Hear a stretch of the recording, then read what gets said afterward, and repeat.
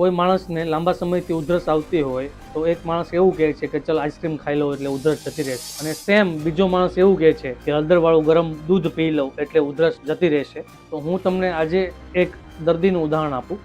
એક પેશન્ટ આવીને એમ કહે છે, મને સાહેબ 2 મહિનાથી સતત ઉધરસ આવે છે, 4 થી 5 જગ્યાએ દવા લઈ લીધી, દવા લેવ એટલે ઉધરસ વધે છે ઘટવાની જગ્યાએ. તો આજે હું તમને માહિતી આપું. એક શબ્દ છે ગરમીની ઉધરસ. ગરમીની ઉધરસ એટલે શું?